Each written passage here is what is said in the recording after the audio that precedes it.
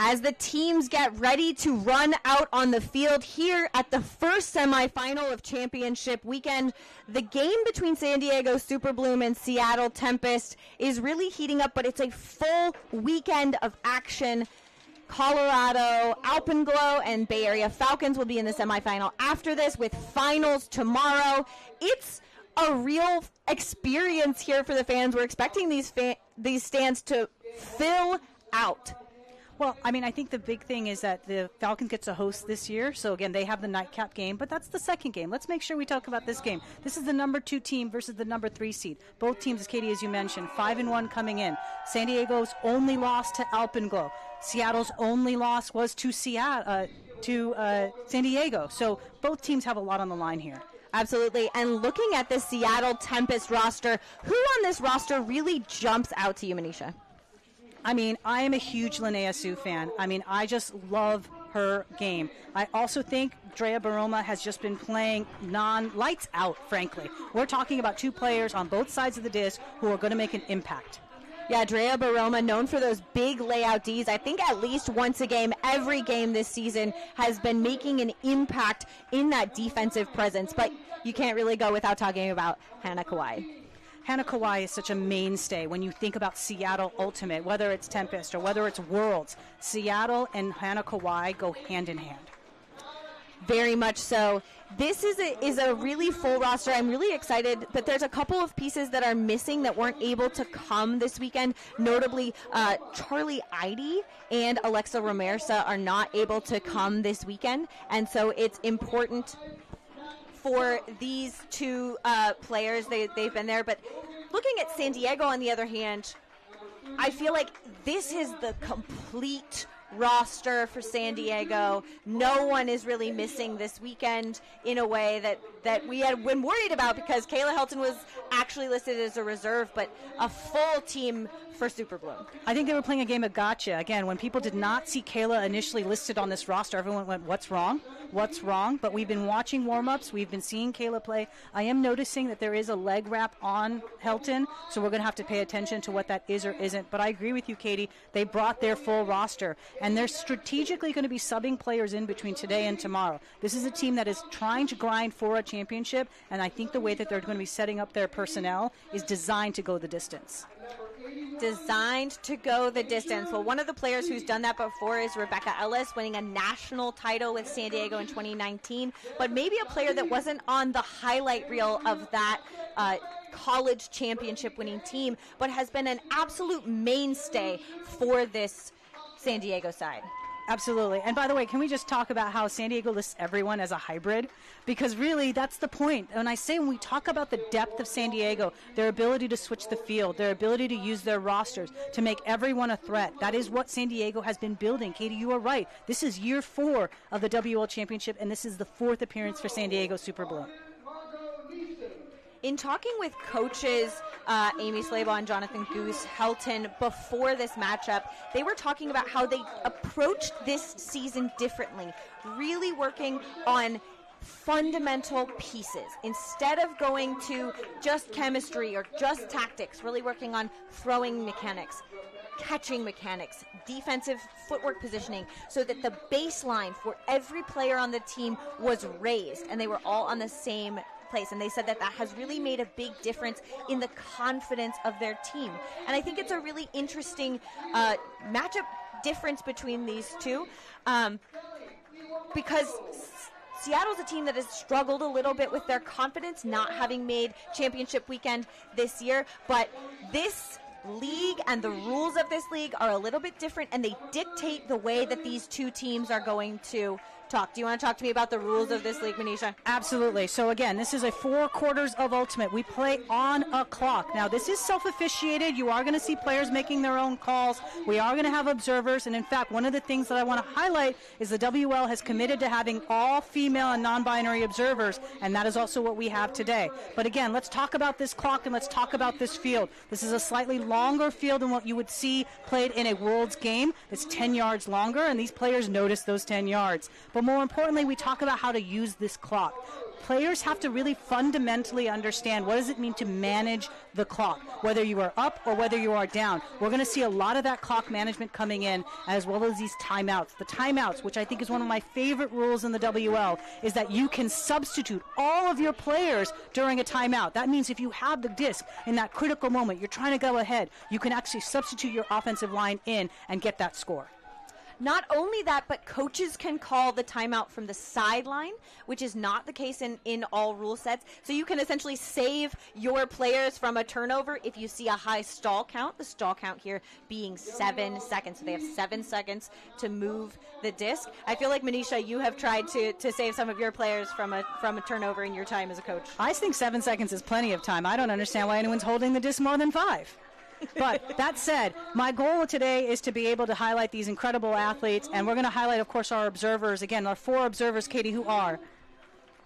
Our head observer today is Josie Ma. There's Jonna Hamaker, Jen Wu, and Jean Shu out there. They're going to be in charge of the coin flip. The captains are going to be going into this space, figuring out who's going to be on which end, and if you're starting on offense or defense. And again, the captains for Seattle Tempest, Jesse Crowley, Drea Baroma, Cheryl Sue, and Sadie Jezierski. Those are your 4 Seattle captains. And your Super Boom captains, Kelly Iwamoto, Alexa Stanbaugh, and Kayla Helton. Those are the people you're going to be seeing in the middle of the field. And Katie, as you're correct, there's a strategic difference. If you're looking at the flags in the background, if you can't, this wind is moving from the left to the right. There is going to be what we call an upwind and a downwind. Downwind, strategically, it's much easier to throw. Upwind is more strategic, and if you can get in that direction, it makes it very hard for a team to get back.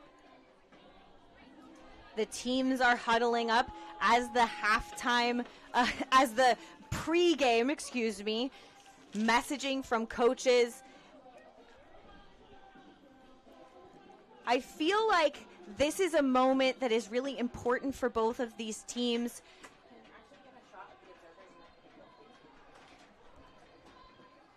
It's important for these teams in terms of what is their mentality going in. These teams know each other. They have faced each other, and they have both have demons essentially with the other team. I will say this, both teams coming with brand new coaching staffs. I mean, yes, there's some overlap, but let's talk about the fact that both teams have new head coaches this year. And there's a lot to say about what those teams have done and how they have rallied around this coaching staff and rallied around the philosophies of these coaches. And my goal right now is to see us have a great game.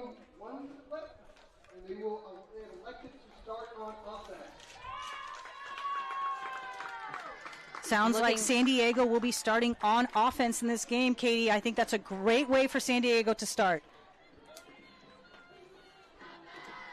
Theoretically, if you never turn the disc over on offense, you don't ever have to get a break in order to win. Theoretically. But San Diego is a team that is known for their defense. Are you surprised to see them pick O? As opposed to being able to have a chance to go out there and get a break the first point of the game? No, I think they want to control the tempo and pace of this game, and so it is not surprising to me that they want to start on offense. Again, what actually happens in these quarters, even if you start on offense in the first quarter, you start on defense in the second quarter. Then the teams will actually switch sides. Right now you are seeing Super Bloom setting up on what we're going to call the north side of the end zone. They're going to be moving downwind to start. That means in the second half, which I think, Katie, is going to become important. In the second half, they're going to be moving upwind. As we see the players lining up, trying to pick their matchups. That is head observer Josie Ma giving out the game disc to captain Sadie Jezierski. I feel like Sadie Jezierski is also a name that we're going to be saying a lot tonight. The Seattle team's offense has actually struggled, so I think this is probably better for Seattle. Their defensive line has been tremendous this season. I think D-line is almost better on offense than their offensive line. So we were talking with coaches about making some strategic changes to those lines to even things out. But we're going to get ready for this first poll. And Katie, you are correct. If we talk about the point differential that these two teams, these point differentials reflect one thing. Both teams love defense. Yeah, that first poll landed out of bounds, I believe. And it's going to be put in the center of the field by Kelly Iwamoto.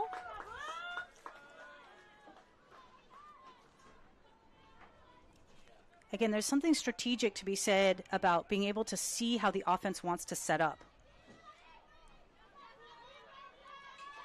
Floating one upfield for Walter on that open side. Weaver with the disc in the middle. Now about 10 yards away from the end zone. And Bile now with it right there on the doorstep. Back to Iwamoto, close, what we would call in the red zone or close to the end zone. And it's Iwamoto to Ellis. A first hold for San Diego. And just, it looked so easy, Katie. I mean, it was just, there was maybe 2 passes that looked a little contested, but for the most part, San Diego very content with just finding the open person. They literally only needed 1 throw towards the middle of the field to then attack back to what we're going to end up defending as this coffin corner, where the disc becomes really hard to fly and contain if you don't have an exact throw. Great faking there from Iwamoto, and Ellis with that upline beating Decker.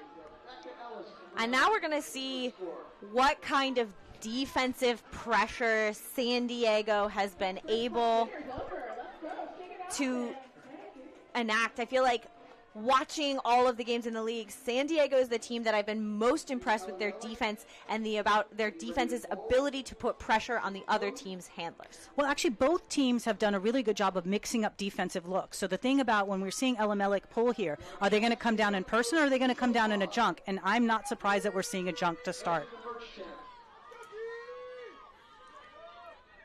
Alexa Kirkland and Hannah Kawai moving the disc together. And you can see San Diego playing what I'm going to call as this 3-3-1. 3 offensive, defensive players in what we call a front wall, and then a second wall of 3 defensive players. Sue and Kirkland really moving those front 3 defenders. Kawhi thinks about going upfield, but over the top instead to Hasbrook. And what's so nice about this is it forces a lot of passes.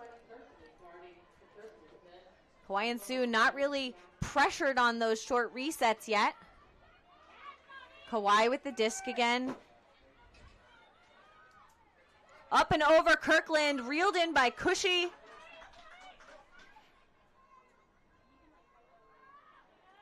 And Kawhi having to throw, like you said, Manisha, a lot of throws in this backfield space. And Kawhi is really well situated to be in this backfield, actually. This is not a position I've been seeing a lot of Kawhi in. We normally see Kirkland and we see Sue, but it is really nice to have someone who is as calm, as competent as Kawhi back there. Erickson comes from the backfield, gets one, but slowly moving it. Erickson and Sue playing catch on the sideline, up, and it's Hasbrook with the score. A lot more throws for Seattle, but they get the job done.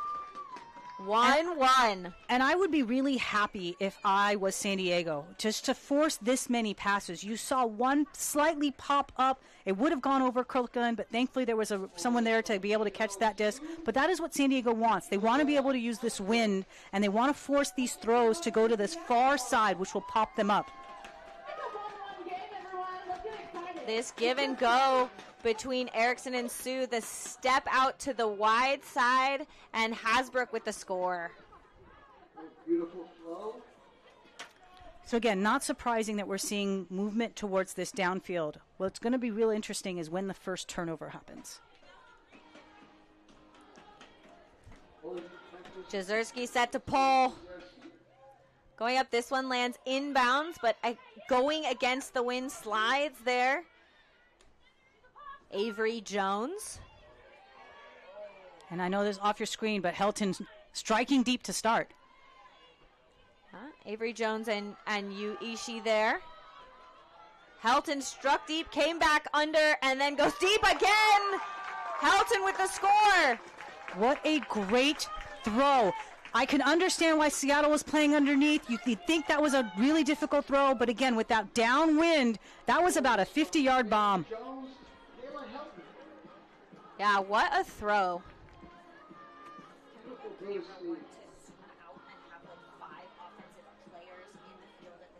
And now watching this replay over here again, you just see Jones winding up and Helton having a lot of time, all things considered, to be able to read this disc. Helton read that really well in that space. That's Dina Elimelech there with Kristen Pajunas. These two players are definitely mainstays on this D line. You are going to see Elimelech, if necessary, swing over. Pajunas typically plays on the D line. Helton also will be swinging back and forth. But again, I think this is exactly the pace and the timing that San Diego wanted to start. We're going to likely see another junk look here. Cheryl Sue picking up the disc. Ellis now on the mark and taking away those back throws a little bit more than we saw in the previous point, but Sue finds a hold to Kawhi. Kawhi upfield to Hasbrook.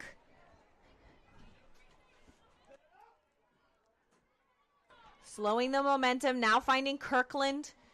And you can see San Diego's trying to pressure Seattle to that far corner. That's why you're seeing Ellis now create this mark. And again, Kirkland gets out of trouble. Kawhi gets it, but doesn't go through. Sue. San Diego still in the zone. Has to go backwards to Kawhi. Sue in the middle of all of the defenders. Misses Hannah Kawhi open. And it's Hasbrook again with the score. The outlet for Seattle Tempest. They're 2 for 2.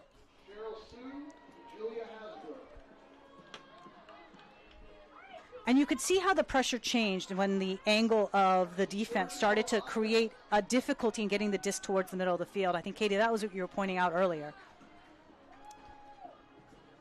It's interesting to see how much the handlers are having to fake to move that cup to actually get open lanes. The defenders from San Diego are learning. They're starting to hunt and taking away different options. They didn't force Seattle into quite as many throws this time. Would you expect more zones to come out, or do you think you'll see a change up into a more person defense? I think unless they are going in the upwind, I think we're going to continue to see this zone look as a mechanism to just force lots of passes. But the real question in my mind is Seattle going to do the same now? Are they going to put their own zone? Abrams picking up to Caitlin Weaver. Weaver hitting Abby Schultz on the far sideline. Outlet is Elimelech. And then Abrams with the disc. And players all in traffic, and that's the first turnover of the game. Abrams intended for Caitlin Weaver. But you had Sadie Jajowski stay in the lane. Sadie was actually guarding a different player, but then recognized that the open lane was that space and stayed there. It's a break chance for Seattle that goes to ground, giving a gift back to San Diego. Super Bloom, Abrams, responsible for the first turnover, picking it up and finds Schultz on the far side. Margot Nissen, lefty thrower. Elimelech leading. It's Schultz on the end zone line. Does she stay inbound? She does. The observer signaling goal. A score for Super Bloom, and Schultz is on the board as well. What a beautiful throw. Again, this is what we call the coffin corner. In order to get the disc to the right person with the right pace, this is about the touch of the throw. And as we watch this replay, you're going to see Elimelech grab the disc. And then once Elimelech looks, you're going to see the edge that Elimelech puts on it. But just look at the touch. That's the touch that allows the disc to be caught by Schultz. And if there was any more zing on that disc, that would have been a turnover. Schultz also did a really good job to keep her foot down and inbounds clearly for that catch all the way through, and then maintaining possession through the ground contact to be sure of the score. Well, one turnover per each team, and yet we are still on serve right now. Tori Gray with the pull for Super Bloom. And the same handlers for Seattle. This looks a little bit more like a person. A floating disc, but Cheryl Sue gets it all the way towards the end out, intended for Kawhi, who almost looks like stops a little bit short. This is the dangerous side of the field. When you put that disc up, and especially if it has an edge on it, it's going to keep that edge and going to go faster than you anticipate. So this is the first break chance for San Diego, going in the upwind direction. Yu Ishii with the disc, working with Avery Jones. And up and over into a pile. It's Sue again getting that. It's a turn for San Diego. Short field for Seattle. Into the middle of the field now. Kirkland, Nada Tremonti, and Tremonti, excuse me. Cheryl Sue with the score. Both teams trading turns again. We saw this in the last point. 2 turnovers, 1 each. This point, 2 turnovers, 1 each. But in the end, still a hold for Seattle. Do you attribute the turnovers to the pressure that the defense is going? Do you attribute it to the wind? Do you attribute it to nerves? We saw 4 clean points, and now we're seeing a little bit of chinks in each team's armor. I don't know if I would call it chinks, but I will say this. I think both teams, when their defense got the disc, forced a throw. And those were the secondary turnovers. I'm not necessarily saying that the turnovers on the offensive, when the team was on offense, was necessarily forced or unexpected. But what's problematic, and both teams are going to have to talk about this, is that you have to capitalize if the offense turns. Or at least make that offensive line play defense for longer than 2 throws. Fair. Jamie Erickson with the pull for Tempest. Getting it past midfield. The roll, getting a couple of extra yards and out the sideline. Which means the disc now must be started on the sideline in a trap position. Pajunas, big flick to the end zone for Elimelech, who lays out, but it's too far for the Team USA standout. I mean, you could see Elimelech trying to track it down, and then the wind picked it up just slightly at the end, which is what caused the disc to go off of her fingertips.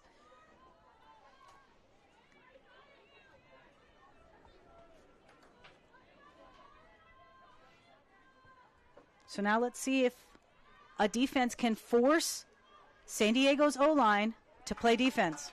Unfortunately not. A turnover for Seattle again. Ellis with the disc for Superbloom to Iwamoto. Faking and moving, leading to that open side. Now Pajunas with the disc.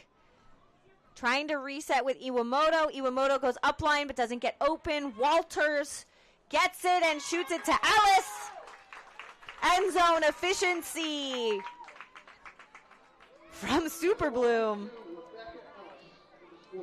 That's 2 goals now for Ellis. These 2 teams are really relying on the stars that we were thinking were going to be the folks that we're going to be calling a lot of, and unsurprisingly, we're already starting to see on both sides these incredible handlers who are going to get involved with the disc.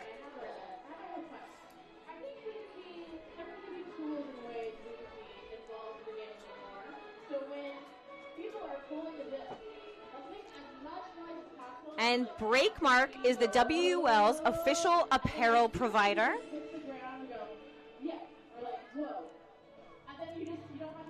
Combat County is the premier sponsor of the WUL. We thank all of our sponsors this weekend. Breakmark is definitely making us look good on the field. As we get another pull here. I don't think we've seen a pull get much further than that. Down, a miscue from Kawhi, intended for Hasbrook. Abrams shoots upfield. You can see the wind. Kayla Helton almost gets a hand on it, tripping over Sue almost backwards. No foul, but in the crowd. Turnovers from both teams. Again, these defenses are rushing when they get the disc, which is causing these turnovers. But now the real issue is can Seattle run the full 80 yards? Because that's where they pick the disc up. Kawhi upfield for Tremonti.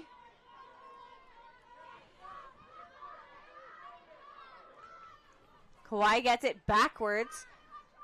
A little bit of Helton poaching in the middle, and she gets a block just by being in the space intended for Sue. Helton goes deep. Abrams trying to calm things down and goes short field. And this is what you have to do if you're San Diego right now. You must start to just make easy passes. Weaver upfield. Mars bow on the end zone. It would be a break, and it's Weaver floating. Can't come down with it. Too much wind in that upwind end zone, and two squandered opportunities for Super Bloom. Hasbrook on the near side to Sue. A lot of yards to go downfield. Kirkland finding Kawhi in the middle of the field. A flat mark we're seeing now from San Diego. And we're hearing counting on the sideline, seeing if they'll transition. Weaver on the mark, almost a block from Abrams, but Tremonti gets it, floating it to the far side.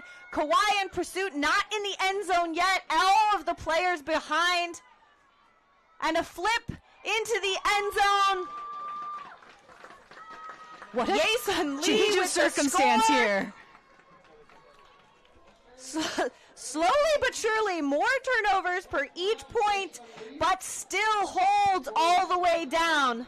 It's true. And in the end, you're looking at this scoreboard and you're like, what turnovers? The thing is that in both instances, whenever the D has gotten the disc, they have turned it over, giving the defense the disc back to the O-line, which is why we are still in this hold and on serve capacity.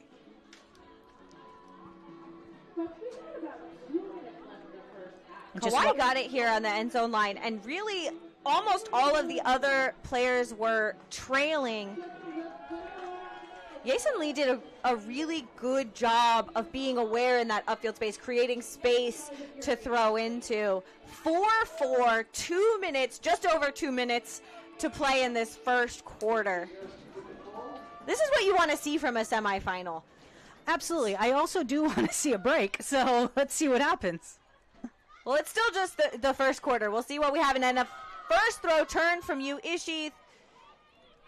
2 minutes left in the quarter. Ishii trying to hit Teresa Zetner there. Elmi picks up to Jezierski. Looking deep. A hammer towards the end zone. 2 hands on it. Yu Ishii and Avery Jones both getting underneath that disc to go the other way. It was an ill-advised look right now, and the real question is Seattle going to be able to recover now that San Diego is moving? Julia Peden with the disc. Stambaugh. We're really seeing rotating offensive lines from the San Diego side. Jones pointing deep. Goes inside to Peden. Peden fumbles that a little bit. Elmi doesn't hesitate. Decker now in the middle of the field.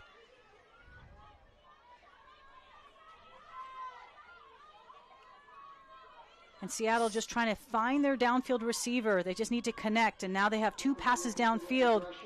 Will they finish this play? Floating. And reeled in! It's Jezierski with the first break.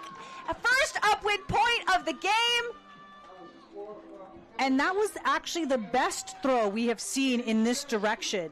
Yes, it was floaty, and yes, Sadie Jezierski just found the disc in a pile of 3 Super Bloom defenders, but what it was flat. And that's what you need when you move in this upwind direction. You have to have a flatter throw. Even if it's high, it has to be catchable.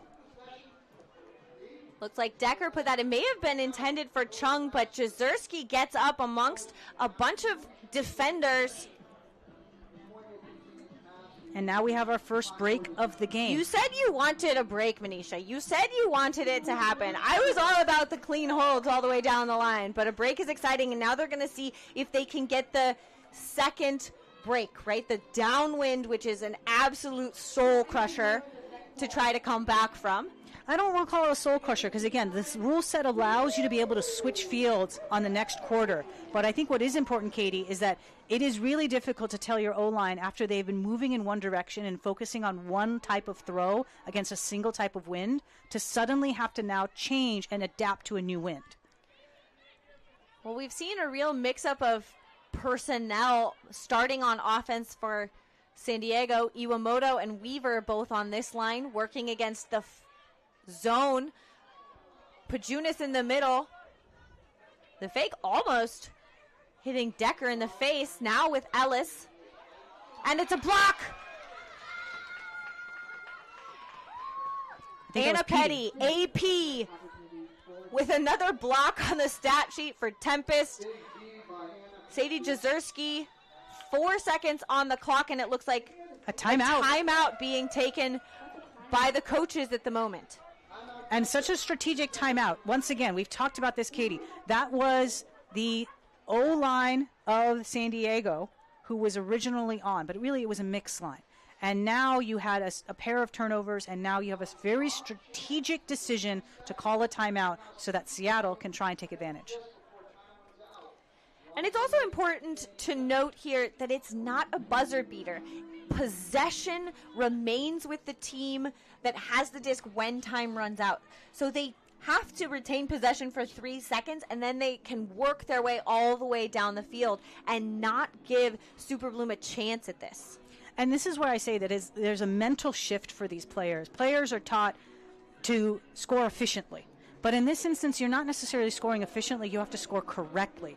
And there's a fundamental difference between the two. When we're talking about scoring correctly, what we're trying to do is say you are not looking for the 50-50 ball. You're not looking for the 50-50 pass. You are trying to find the 80% certainty pass. You are okay with swinging the disc an extra time, even though you could have potentially get the disc in on that first pass.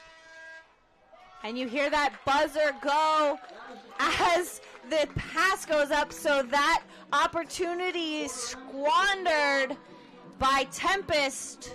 And what an interesting play out of the timeout. It was a break throw going in the downwind direction, and what we ended up seeing is that Sue just kind of popped it, not even intentionally, but it popped because of that wind, which created the turnover. Well, it's been an exciting first quarter. We'll see what comes up in the second. Don't go anywhere. More action from Championship Weekend coming up.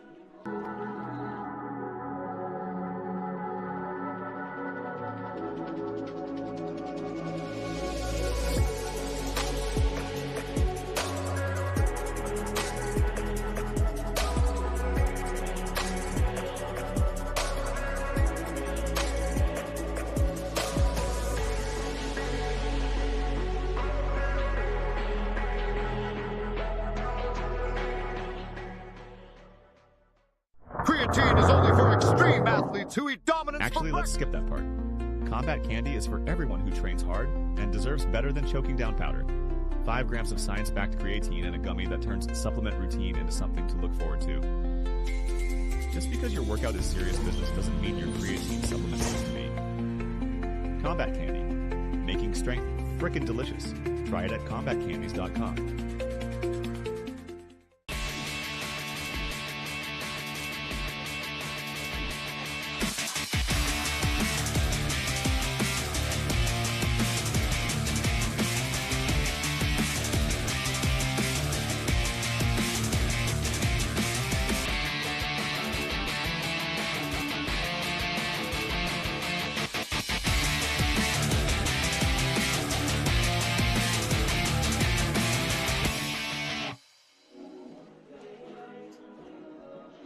The second quarter is set to start in this semifinal at Western Ultimate League Championship Weekend.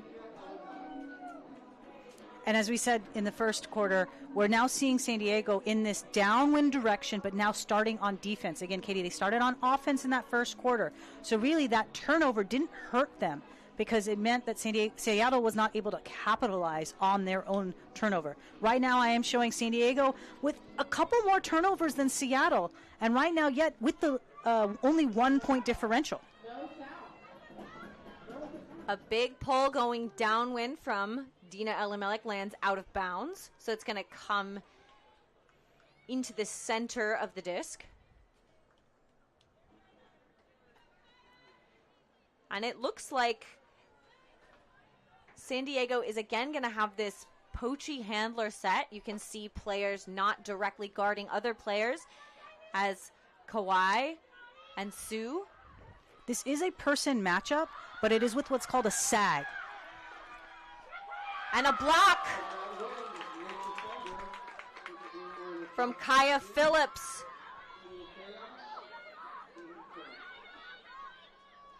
Schultz lays out but can't get possession. A gift to Tempest.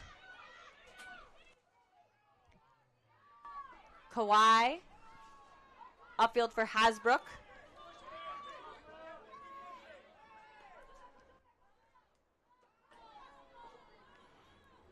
And Tempest pretty content with staying on this close side of the field. I'm hoping to see that they'll challenge themselves to the other side, but we may not have that chance. Elevates for the D. Another turn for Seattle, a break opportunity. Phillips, her first year on Super Bloom, making an impact there. Now Abrams, Schultz, the UC San Diego standout, hits. A former UC San Diego standout with Dean Elimelech, although they didn't cross over, playing for Dragon Coalition. Now Weaver in the end zone in pursuit, and a score! A break for San Diego in that downwind direction. And this is where we start to question these dividends that you're playing. Again, you started your second quarter going in the downwind direction on defense, and you immediately start with a break. There's some savviness happening right now. And that would be even on breaks. All the way to the other side of the field. Great work from Caitlin Weaver. Caitlin Weaver is a player I think we don't necessarily talk about enough. Also playing for Team USA in Australia this past cycle. Was a captain of UC Santa Barbara. She was a Callahan finalist in COVID, I believe, and kind of had her college career truncated by the pandemic, but then has been coaching and playing in the pro leagues, and is just such a calm, collected player, and is, I think, truly a hybrid player. You know, we talk about the players in the WUL, and I have to tell you, we are looking at the present stars and future stars, and that's reflected in these two rosters. These two rosters are young, but I don't mean young in a negative manner. I mean young in the sense that they have so much frisbee future ahead of them. We're going to be talking about Caitlin Weaver and players like that for a long time. Off the hands of Della Penta. Another break opportunity for San Diego. Jones picking up to Ishii. Peden again can't reel it in.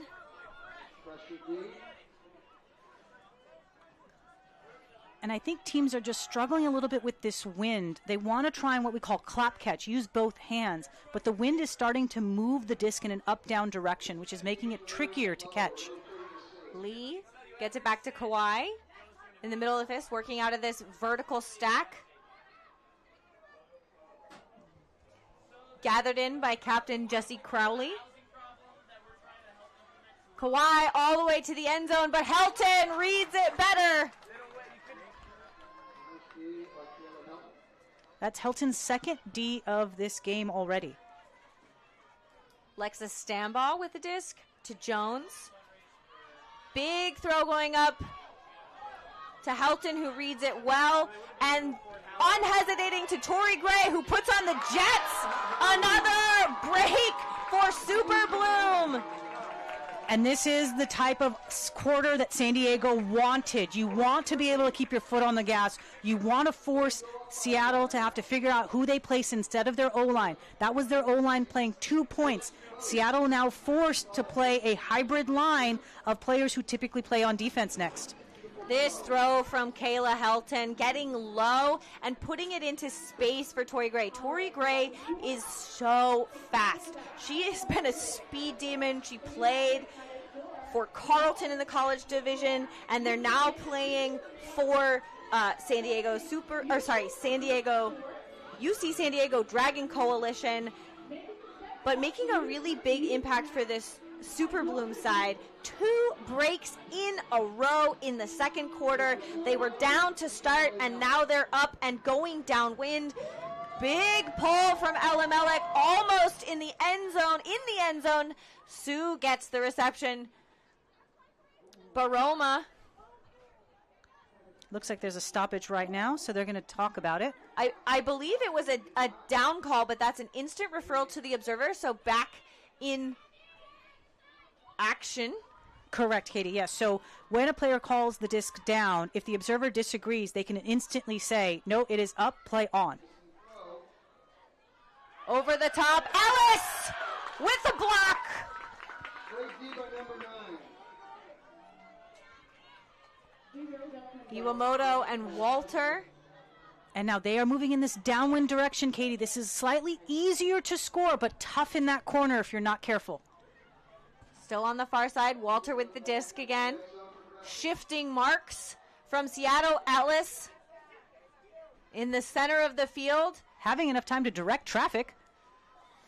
Calmly working with Walter.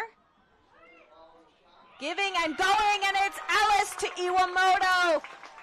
End zone efficiency again from Super Bloom.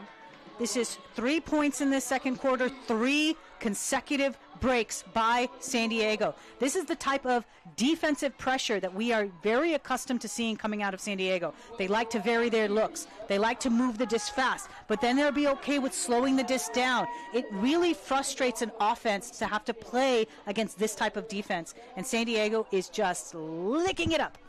They are. I will also say that was their first clean break. They've given the disc back many times to Seattle, and that time they didn't. If they can keep up that efficiency, this Seattle side has been struggling to play defense over and over again against a Super Bloom side who's been pretty relentless with the disc. The question is now, can Seattle find the clean hold? This is now their O-line back on. Almost a block for Mika Leslie. The crowd oohed and awed, but Kawhi and Kirkland, who now find Erickson going upfield. Jezierski coming over to this offensive line, finds Erickson using this small side of the field. Up again. I feel a little bit like deja vu because I saw the same cut over and over. Jezierski up over the top for Erickson. Their first score in the second quarter. It is the first score. But more importantly, Katie, you pointed this out. We're going to start seeing personnel changes. Sadie Jezierski typically plays defense, but we see their offensive prowess is unmatched. The visibility and the vision. Look at that throw. That went over basically 7 people. San Diego has not been playing person defense in the end zone. They have been playing a little bit more of what I would call a junk style where they're overloading the front of the end zone. And Jezierski took that completely out of play by going over the top. And the connection with Erickson, a very tall receiver who is creating space in the backfield. I think the more we talk about Drea Baroma and Jamie Erickson, the better that Seattle is going to be doing, because that means they're connecting their handlers to their cutters. They've been a little bit disconnected so far. And Seattle, Katie, you pointed out Sadie and Jezierski and Erickson both are currently playing D. Gray trying to hit Peden downwind. Jezierski picks up a break opportunity for Seattle. Again, Seattle had 1 break in the first quarter. Big throw. Jezierski catches it over Peden. Looks like an injury being called. And again, you'll see that the hand signals are being used. Whenever you see players putting their hands on their shoulders, that typically means they're indicating that there has been an injury and a substitution is permitted. The team who did not have the injury is also permitted to make a substitution as well. It does not appear Seattle is exercising their choice in that matter. Caitlin Weaver replacing Peden. Elmi elevates.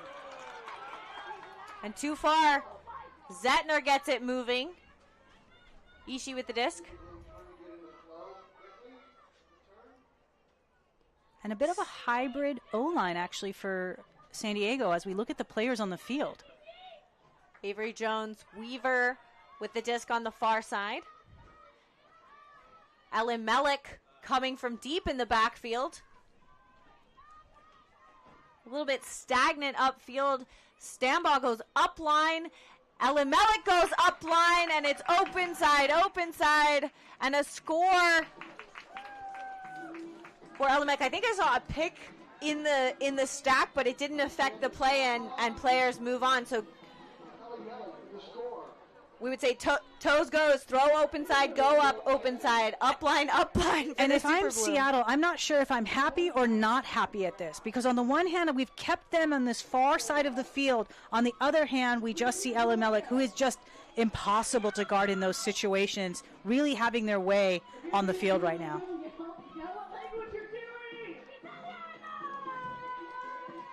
So it wasn't clean, but San Diego holds and retains their 2-point lead. And if you notice, Katie, now we are pulling in this downwind side where teams are now heading in this downwind direction. After these breaks that we saw, we're now kind of back into that rhythm that we were seeing earlier, where teams are really comfortable moving in this left to right direction. Pull lands just past half field. Jesse Crowley to Nada Tremonti.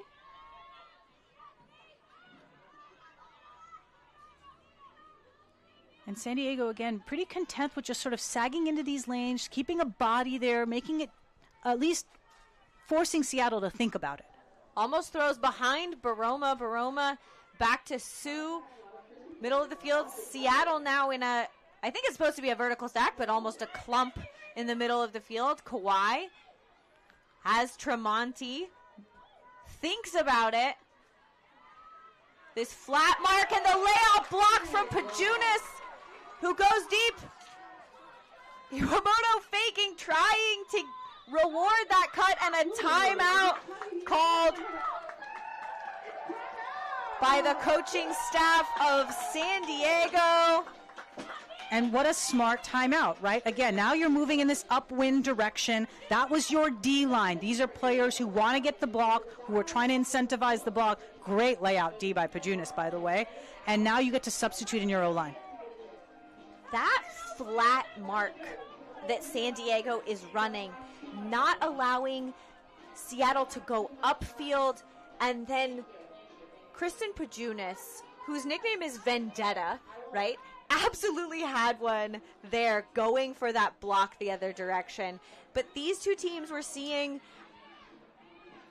Yeah, both teams at this point substituting basically all 7 players. So we're going to see 14 brand new players on this point. But your point is correct, Katie. The defense that San Diego is doing is very frustrating to Seattle in that it's forcing these throws to be flat. And because they are flat, whether it's on a swing or whether it's moving upfield, it allows San Diego to be in a position to contest. And if that throw is not perfect, if it's not perfectly led, San Diego is snacking on it. I like that you called it a snack instead of a full meal. Just taking little bites. So in the second quarter, we got a whole second half. That is true. 4.5 minutes on the clock here in the second quarter. Iwamoto puts it up to Schultz. Schultz for Elimelech has Helton going deep, but in that upwind direction. And this is the first point that we have seen Helton and Elimelech play together. This is what we would describe as a kill line. What that means is that you're putting some of your best players on with the express purpose of obtaining the outcome. In this case, a break for San Diego. Yeah, a pick in the backfield. You saw those two hands come up, kind of like a goalpost sign. Helton all the way to the end zone has Weaver going upline, perfectly weighted. The break for Super Bloom. What a shot from Kayla Helton. Kayla has clearly been working on that throw. We saw her with the flick. Now we see her with this backhand. I'm sorry, both were the backhands. Keeps it low, allows the receiver to understand the space what they're going. And because it's thrown so early, the receiver has the time not only to read the disc, but also potentially box out the player. What a smart play. If folks are on this stream watching and are looking to understand what does it mean to play in the upwind direction, I think you watch a player like Helton and study her game. I also appreciate how the entirety of the Super Bloom team had created space for Weaver to run into.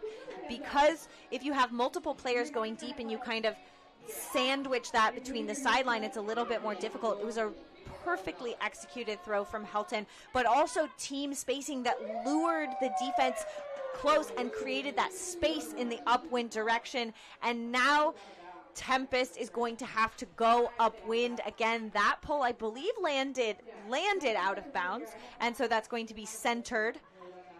And interestingly, we are now seeing Seattle play a vertical stack. In other words, the players are going to be lining up in the middle of the field, looking to try and attack left and right. We saw this come out of the timeout play as well. Disc is now in the middle of the field. Yeah, getting the disc at midfield. Hasbrook. Snagged by Kwai. And for those at home wondering why the disc started at center field, it was because there was an offsides by Superbloom. There is the penalty for an offsides as the disc is started in the center of the field by the team on offense. Baroma towing the line, keeping it in bounds. Kirkland faking. Moving with Sue. Kawhi, and the block by Abrams. The defensive pressure from Superbloom continues. Abrams didn't hesitate, but Hasbrook was ready. A turn apiece, and Seattle still trying to get the hold. Kirkland and Sue, the steady handlers for Tempest, working with the disc, and it's Baroma being defended by Schultz. Baroma now upfield to Hasbrook. And these are Kawhi, contested passes. Inside! Cushy on the scoreboard. It looked a little tricky for a moment there, but Abrams got the D and then threw it away, gifting it to Tempest. And who capitalizes. And you can see that they want to push tempo, but there is a point where tempo has to also give way to smart looks. That was just an unfortunately not smart look by Seattle by San Diego in that moment. And by forcing that, that gives the disc right back to Seattle.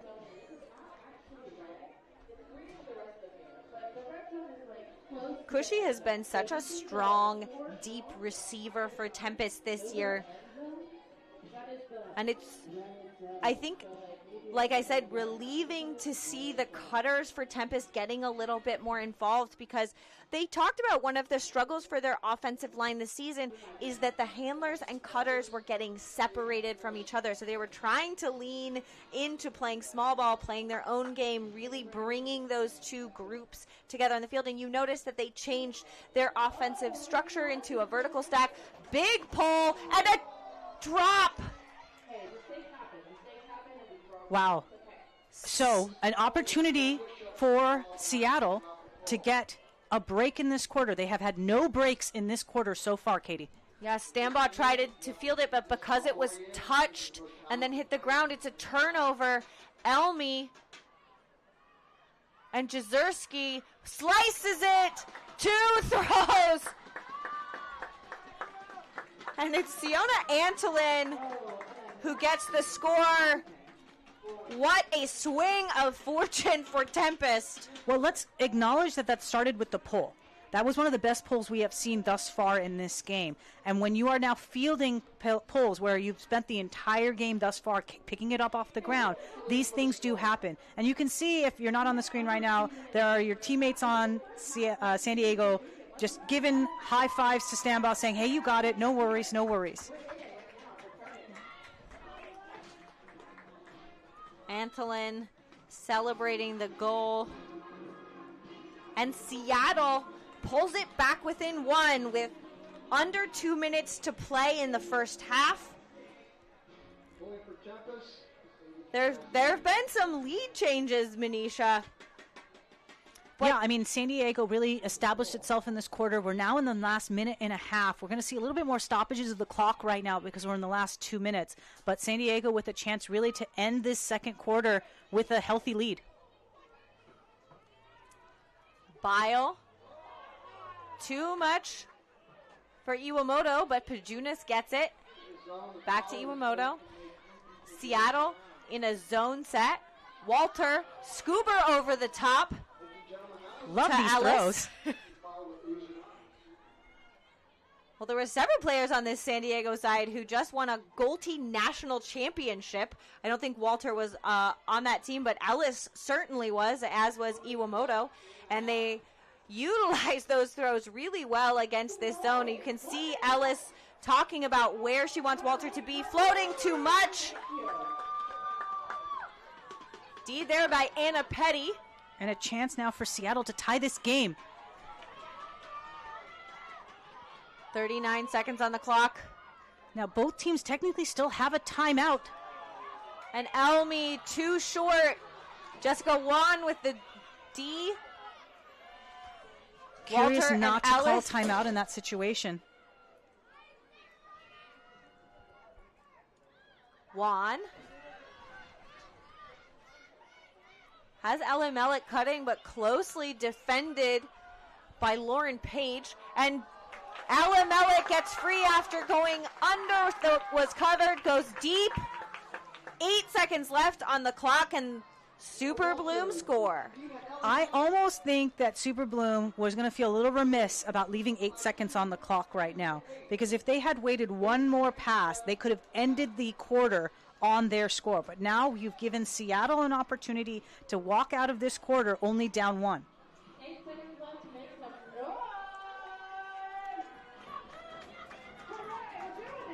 And we want to acknowledge Discraft, the presenting sponsor of all WUL broadcasts.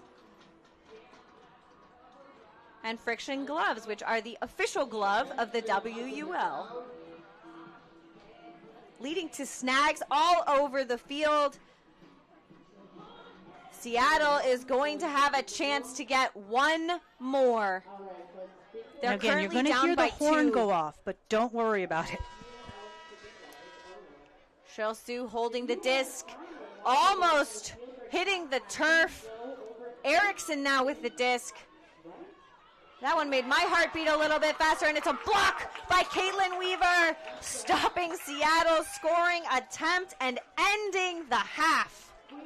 What a great second quarter for San Diego Super Bloom. 4 breaks to 1 break on Seattle. I know the scoreline doesn't necessarily reflect it, but these half breaks that when we see coming out of the second half, they're going to make a difference.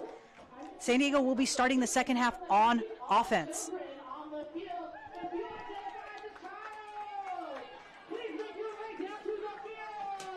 And it's been a while, but the other part of our broadcast team is Jenna Weiner, the co-host of the Double Overtime podcast, and she is going to be joined shortly by San Diego Super Bloom coach Amy Slaybaugh.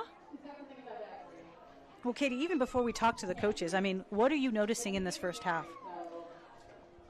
One of the things I'm noticing in this first half as we wait for that to get set up is that that Seattle may have been down, but they're certainly not out. They continue to claw their way back in this game. What I think is most interesting is that we're going to hear from the coaches. And down to the sideline is Jenna Weiner and Coach Amy Slaybaugh. All right, I'm here down on the field with one of the San Diego Super Bloom coaches, Amy Schlape. Great second quarter from y'all. What was the shift from being down 5-4 to making that 6-3 run in the second quarter? Yeah, it was really about defensive intensity and taking the disc away. We felt the first quarter that we could have ramped it up a little bit more and provided more opportunities for ourselves, and that's what we did in the second quarter. You've been running a few different defenses, including a zone look, and I heard force middle coming out at one point. What's the decision to run those different defenses? Just throw some different looks at Seattle throughout? Yeah, Seattle's a very smart team and a very capable team, especially in their backfield. So keeping them guessing as to what we're throwing is really the goal there. Sounds good. Any last thoughts before heading into half? No, I just expect a great second half, and we're excited to be here. Thank you so much. Sounds good. Thanks, Coach. And we're sending back to the booth.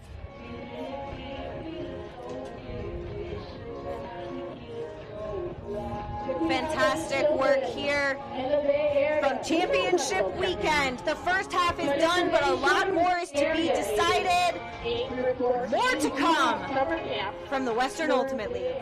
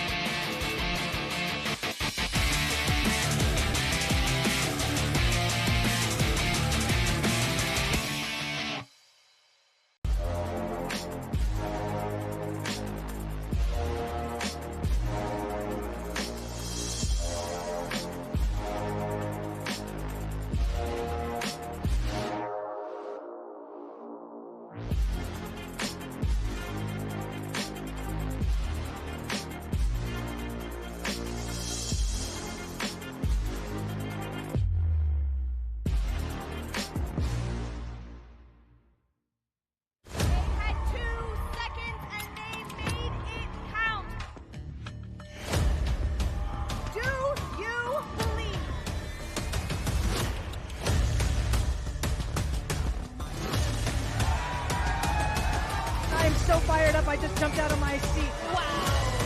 What a beautiful grab.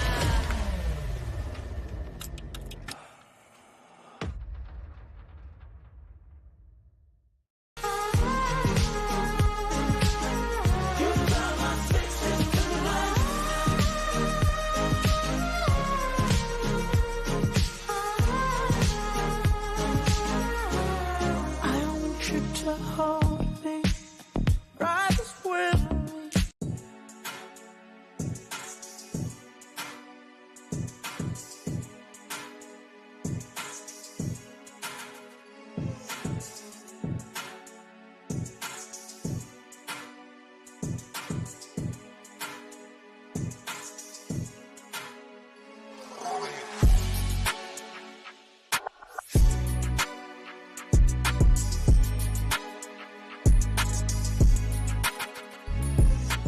Creatine is only for extreme athletes who eat dominance Actually, for let's skip that part. Combat Candy is for everyone who trains hard and deserves better than choking down powder. 5 grams of science-backed creatine and a gummy that turns supplement routine into something to look forward to. Just because your workout is serious business doesn't mean your creatine supplement is to me. Combat Candy. Making strength frickin' delicious. Try it at combatcandies.com.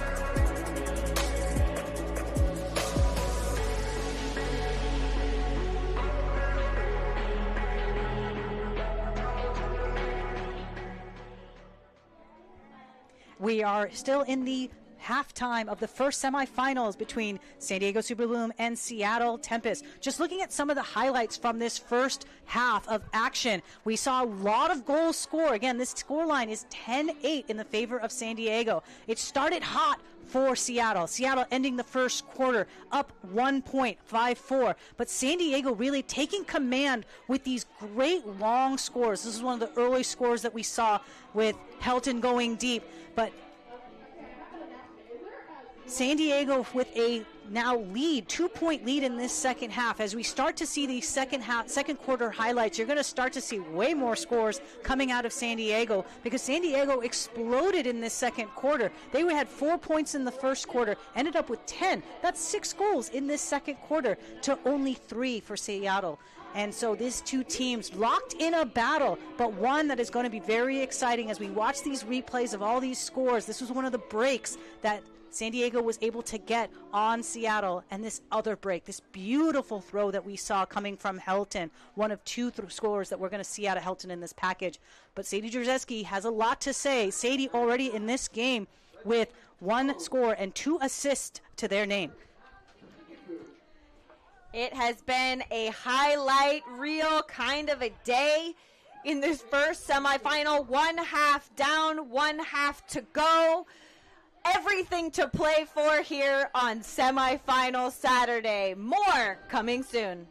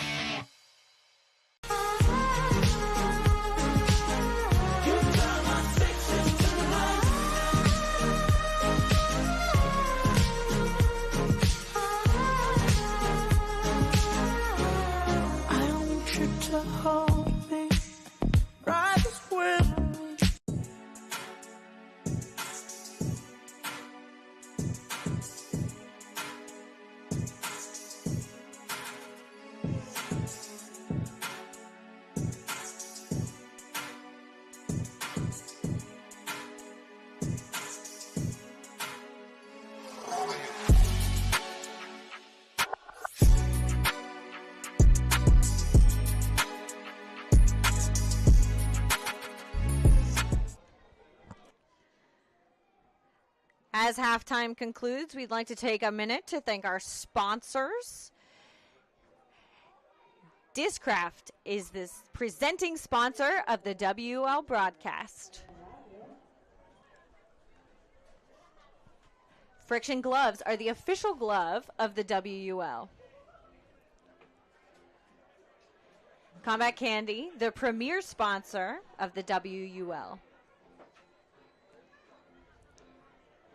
And Breakmark, the official apparel provider of the WUL. Thank you for all of our sponsors and all of the fans who have gathered here this afternoon, and all of you joining us from near and far. Manisha, looking at some stats from this morning, this first half, is there anything that jumps out off that page to you? The blocks. Hands down, the blocks. Because that is the reason San Diego currently has a 2-goal lead and frankly should have more. The number of blocks they've been able to generate on Tempest is underscored by the fact that they have a lesser D-line conversion rate. And that's really where we're starting to see why this game is still winnable for Seattle. For me, it's a 2-point game, but there's only one turnover separating these two teams. It's actually those fine margins in this game that's separating these two teams. And I'm really excited to see what kind of action happens in the second half. Well, we're seeing that these turnovers were coming in pairs, as we saw in the first half, Katie, that a team on offense would turn the disc over and then immediately get it back. So it's not surprising to me that the turnover ratio is the same. Like I said, what I think San Diego needs to think about is how many opportunities are left on the table. Opportunities left on the table, caught, discs not caught, throws not in bounds. It's those small things in this game that might be happening. We see the teams gathering on the sideline. They went to the locker room. We saw a lot of people throwing around during halftime. And now being joined on the sideline, it is Jenna Weiner and Seattle coach Anna Maria Pape. Thanks, Katie. Down here on the field with one of the Seattle coaches. Coach, y'all were up 5-4 in that first quarter before San Diego went on a bit of a run in the second quarter. What changed for y'all that allowed sort of Super Bloom to get that advantage? I don't think there's anything specific to point to. I think it's a game of runs on like both sides. When we played San Diego last time, they went on a run and then we went on a run, so we were fully expecting ups and downs throughout the game. So that's like part of what we expected, and so we're expecting to go for a run on our own side.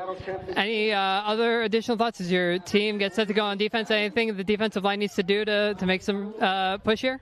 We're changing a little bit of our defensive strategy a little bit in terms of what we're forcing or what our marks are, and we'll see how that goes. Sounds good. Good luck. Thank you. Thanks. Back to y'all. And the first pull is up in the second half. Seattle starting on defense. San Diego receiving. The pull lands in bounds. San Diego currently up by 2. But working upwind, as you can see with that elevated pass, Jones looks like skying the pile, but Ikran Elmi also there grabbing the disc at the same time. Now, this is one of those situations where observers are very helpful. As players, we want to make our own calls, but sometimes it's hard for us to tell in split-second moments what actually happened. These players right now are discussing. They are allowed to self-officiate in this moment to say, where was the disc possessed? If the disc is tied, the tie goes to the offense. But if there's an indication that the D have gotten it first, it is a turnover. And sometimes if you can't agree, you send it back. This is going to be an opportunity for a redo by Yu Ishii, who elevated that one a little bit too much in the upwind direction. A violation being signaled. It's going to be that 4-second pre-stall coming in after this play. Yeah, so what we call pre-check is essentially the argument that we want to be able to allow motion to happen, but we don't need to figure out where everyone was when the call happened. So what you see when the observer has their hand up, everyone on the field can move except for the person with the disc. Once the hand goes down, then the thrower can actually throw as well. Not gaining many yards. Stambaugh and Jones fighting against this poach. Teresa Zettner gets the disc on the far side. She won a national title this year in the mixed division with Ann Arbor Hybrid. And San Diego really having some new players this year. Katie, you were pointing it out to me during the pregame broadcast as well. A stall being called on the throw. That one's going to be a turnover, I think, either way. Well, it might be a foul call. And now there's a secondary call that's also happening with the other observer. There's a question of what's called a stall. Again, the stall is that the disc had remained in the offense's hand for more than 7 seconds. We are seeing the observers discussing with those players as well. But when you see multiple calls happening in one play, Katie, you really have to resolve each play at a time. Yeah, I'm seeing the signal from Tori Gray saying no call or no contest there. So it's just the stall on the other side. It would be if it's contested or uncontested that it goes back. Stambaugh on the other side did have the disc for quite a while, but not a lot of options. And then having to choose to go the other direction. And the collision on the other side is technically unrelated. We're going to see if this is unrelated. The observers I think it's going to be a contested stall, which is why the disc is there far away from the disc. But getting back to where we need to go. It is, and like I said, this is where self-officiation is both really interesting and fun because you're trying to resolve calls at the same time. And again, with multiple calls, you have to go work backwards. And a first throw turn from Seattle gives San Diego the disc back. So after all of that, San Diego still ends up with the disc. But they still haven't gained many yards. Peden with the reception in the middle of the field. And I love this defensive pressure coming from Seattle right now. They're really forcing tight, contested throws now. Gray inside to Zettner. Upwind hold to start the second half. What a beautiful inside-out throw. Again, I'm going to highlight this because as a coach, I care so deeply about the edge of your throws. This was an inside-out flick. And by keeping the disc with a slight inside-out edge, that means the disc is tipped towards the upwind side. It picks up and the lip of the disc picks up and then it flattens out at the top. I love these throws. These are my favorite throws and they are virtually uncatchable. Uncatchable for the D, sorry. Zettner doing a really good job of getting into the space on the far side of the disc. We saw her sideline to sideline work there. TZ, as she's called, Teresa Zettner, by her teammates, has been one of the players that coaches highlighted, talking about how much she has grown as a player and how they've come to really rely on her steadfast ability to generate blocks, to be in the right place and kind of do that selfless cutting. So she's not always in the highlight reel, but very often involved in plays. Seattle Tempest going upwind. As the sun sets, that sun is going directly into the eyeballs now of this Seattle offense, and they're having to navigate the changing pattern of San Diego Super Bloom players. Sue and Kawhi giving every other, gaining 1 or 2 yards each throw. Kirkland now with the disc. Almost low there. And what an ideal start for San Diego right now. Again, they started going upwind with offense, easily score, albeit with some flair in the middle of that point. But now this just sloggy and point. And a block! Ellis with the hand block on Kawhi. Pajunas and Iwamoto don't hesitate. Walter now with the disc as Tempest is left a little bit scrambling after they were lulled into a sense of safety with those handler resets. Pajunas with the reception, faking. Ellis going upline.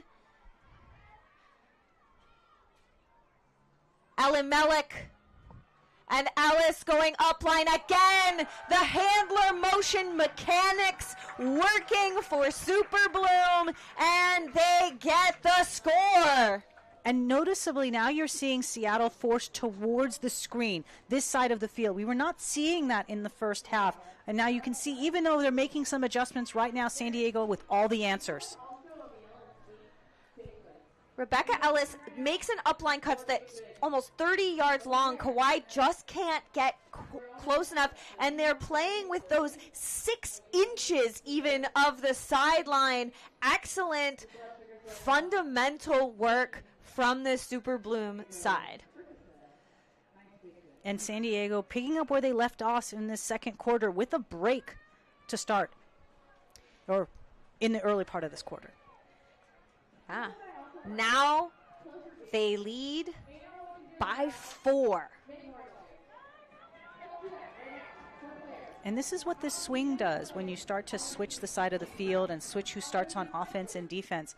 A lead gets extended so quickly.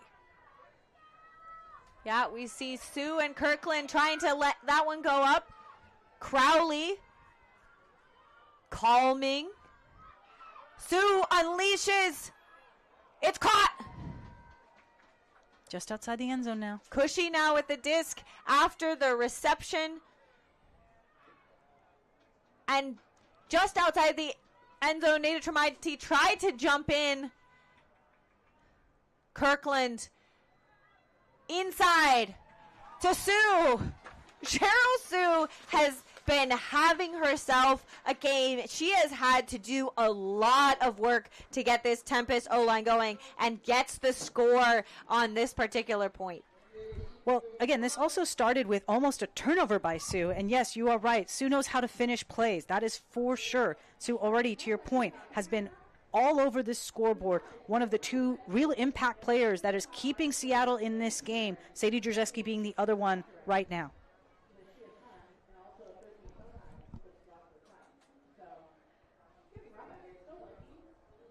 Anna Maria Pape, Ray Yang talking to this defensive line.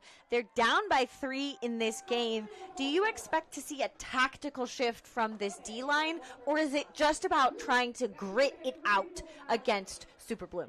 Well, that was my point, Katie. In that last point, I did see a tactical change. The mark had switched. And now I'm super curious to see what Seattle is going to do, because they do need to change it up. And this is our first roller pull. Again, a pull does not have to go into the air. It can roll on the ground. And if it goes out of bounds, it forces the disc to be checked in at that point. Jones picking up Gray. Big flick floating in the air. Elimelech in pursuit, but the angle is too difficult. Do you credit Drzeski with that D? I can't, credit Jezerski, who is in the deep space. I think I have to give it to the handlers, defenders who forced the really blady flick out of Gray. In my opinion, that's an unforced turnover, because I think Gray had other opportunities. But either way, Tempest has the disc. And are they going to give it back? Jones. And a block either direction. It looks like there's a call way back on the original throw from Jezerski. Correct. So again, this is the question of the stall called. If the players don't acknowledge it, they're going to keep playing on until someone gets everyone's attention. But we saw just a pair of turnovers, and it might have all just been for naught.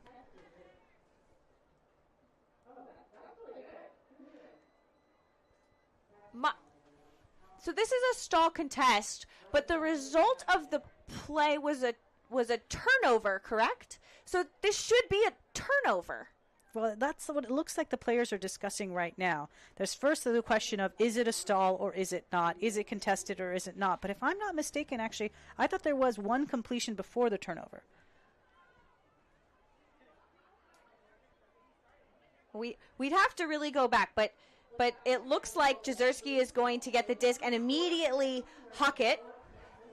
Interesting. It must have been coming in at a stall 5, which is what forced Jezerski to have to throw this immediate huck.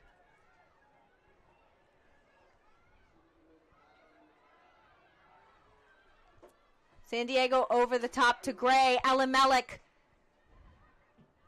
Stand ball in the middle.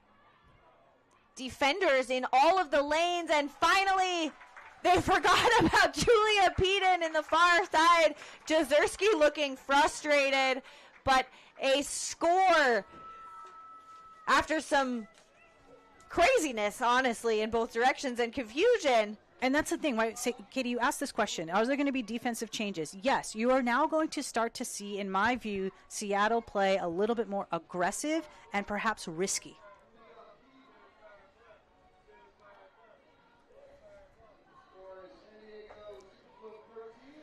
Breakmark is the WUL's official apparel provider. They don't... And Combat Candy is the premier sponsor of the WUL.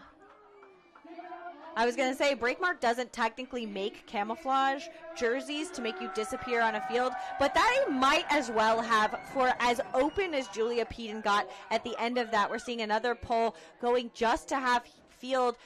Both teams really struggling with their polls in this direction. Cheryl Sue to Nada Tremonti. And we see again an uncovered Hannah Kawhi. No one saw it. Jamie Erickson, far side of the disc, as Jessica Wan comes from far to put on a mark. Cushy and Kirkland. Kirkland going up and over. Erickson turns and gets the score for Tempest. Erickson's second score of this game so far. And again, to your point, Katie, a receiver that is really hard to ignore. They ignored Hannah Kawhi in that deep space, but the second Erickson was back there, green light. It's interesting, though, because Kawhi has been handling in that space, and I wonder if they're playing so tightly on the handlers that the handlers are recycling. We saw Cushy coming in and being part of that handler score, changing up the personnel on that O-line so that defenders can't hone in on that movement. Really good work by the entire Seattle offensive line to get that one going and find open hands. And we also saw that with Sue as well. Sue started to go upfield, directing someone else to fill in as the handler. You are correct, Katie. They are trying to now gamify against whatever looks are coming out of San Diego and try to come up with different answers. In this instance, it was switching positions. Margot Nissen and Deanna Abrams. Back to Nissen. Dina Elimelech on the far side now. And Seattle looks like they've come out of their zone a little bit. San Diego isn't slowing down, trying to find an outlet. Weaver going against the grain of the motion, and the layout block. There's some confusion, but no, that looked clean up here, Katie. I believe that was Anna Petty with the block, but the sun is making it hard to see those numbers. Jezierski puts it inbounds, but too far. Excuse me, Lauren Page was the one with the block and was the intended receiver there. Nissen for Super Bloom. Now, on the one hand, you would think that was a possession or flipping the field throw. On the other hand, if I am Seattle, I really want to keep possession at this time, every chance I get the disc. I think it's hard when Sadie Jezierski has the disc to not think about putting it deep. And now you notice again this zone look coming out of Seattle. Jezierski's in that backfield space, really just sort of patrolling center field, trying to get San Diego to just move laterally instead of vertically. Leslie out of the hands. I don't know if Elmi was able to get a presence on that block.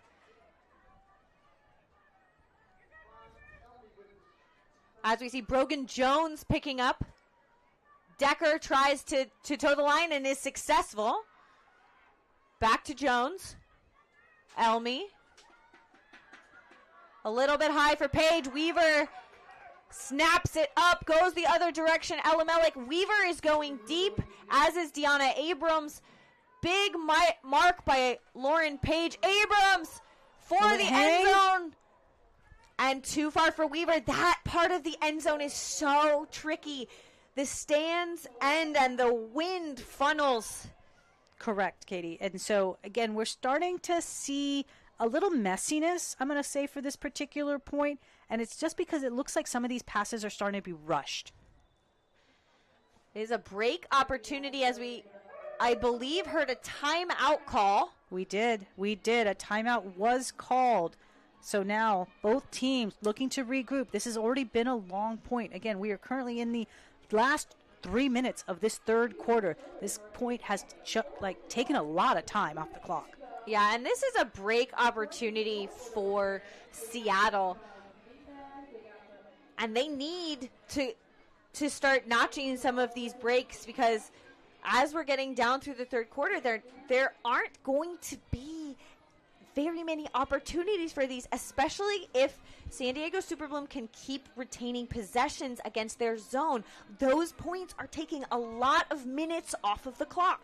And so this is the thing you asked strategically. On the one hand, I think it's great to force a lot of passes. On the other hand, Katie, you're correct. Now, this is only the third quarter. We're not really up against a clock just yet. But your point is correct. We had a San Diego 1-point lead after the first quarter. Then we had a 2-point lead for San Diego in the second quarter. That lead is now 3. No one's saying a lead has been ballooned, but you're correct, Katie. They need to get back into this game.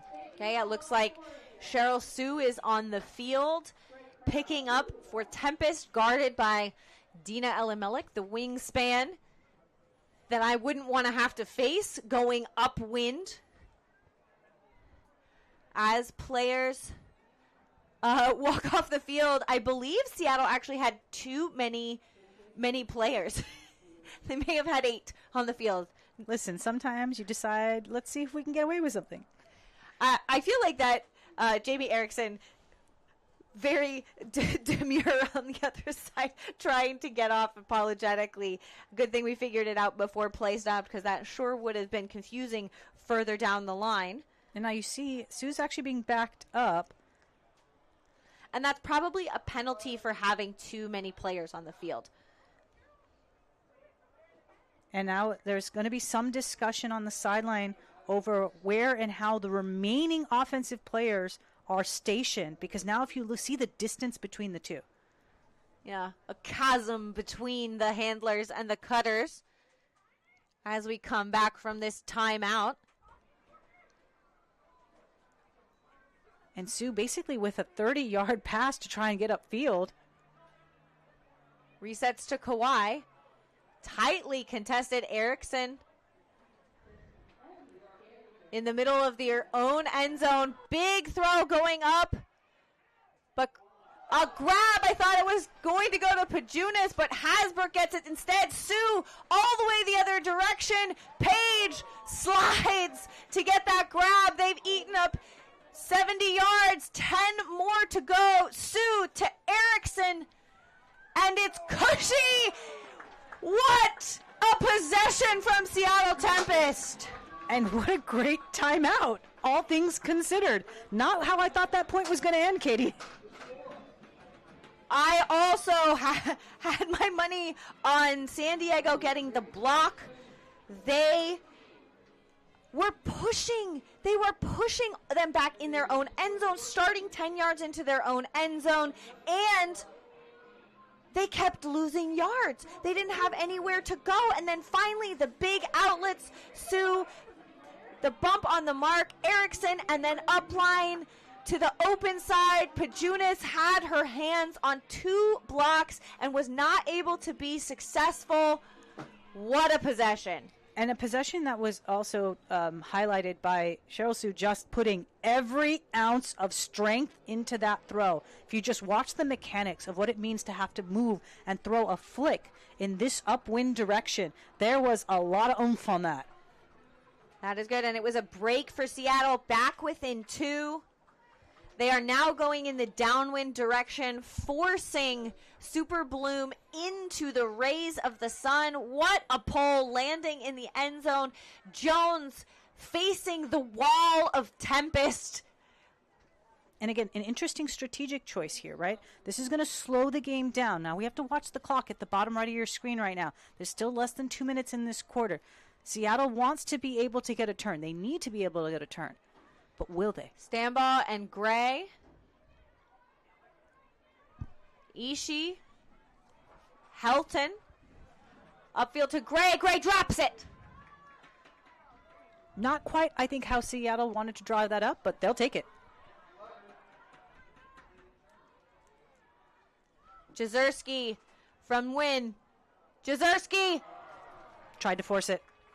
Into too narrow of a window. Gray gets redemption with the D there.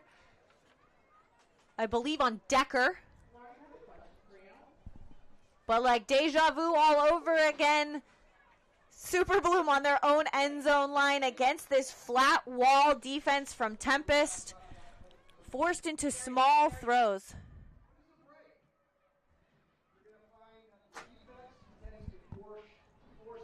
And Katie, now we're seeing a minute left on this clock. Jones, Ishii to Helton, finally breaking through that first wall of defense. Defense trying to recover. They do. Not many options backwards to Jones, Gray.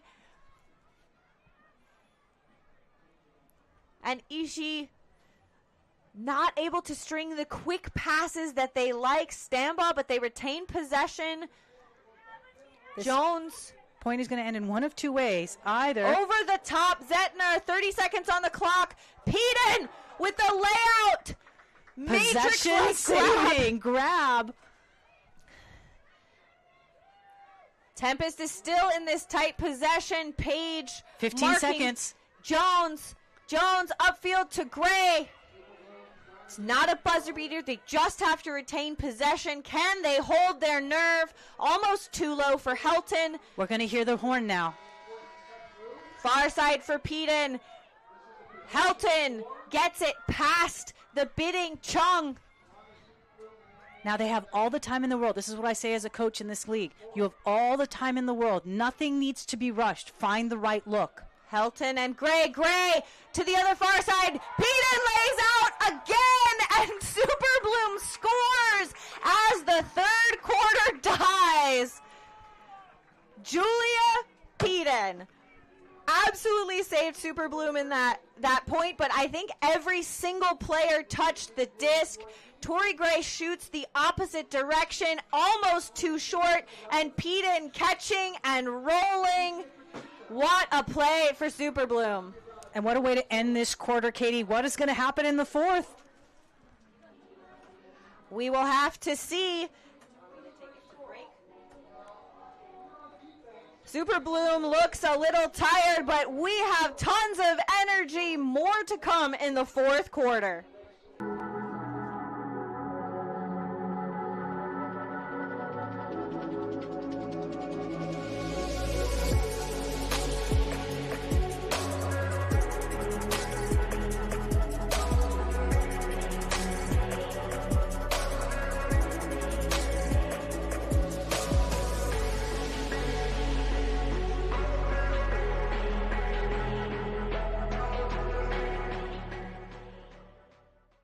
Creatine is only for extreme athletes who eat dominance. Actually, let's skip that part. Combat Candy is for everyone who trains hard and deserves better than choking down powder. 5 grams of science-backed creatine and a gummy that turns supplement routine into something to look forward to. Just because your workout is serious business doesn't mean your creatine supplement is me. Combat Candy. Making strength frickin' delicious. Try it at combatcandies.com.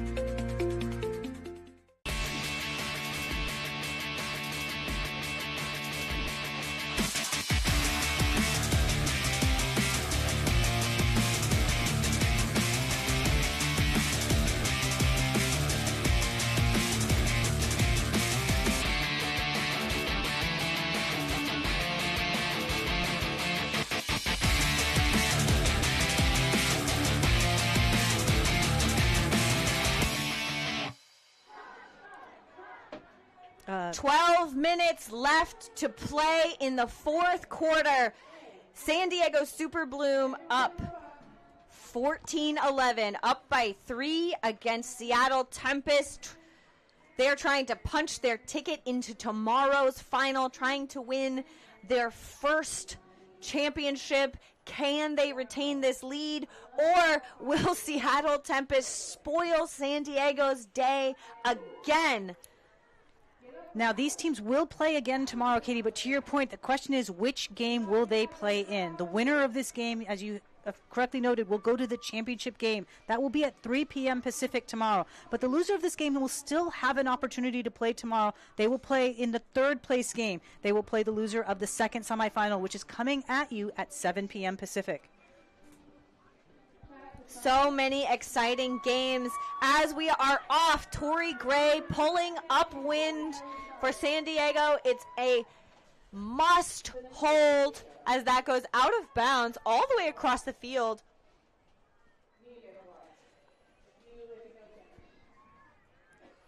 I would agree it's a must hold, and it's an opportunity actually for Seattle to really establish themselves that this fourth quarter is still their game. They're moving in the downwind direction. Sue, who has been excellent looking downfield at shooting. Erickson.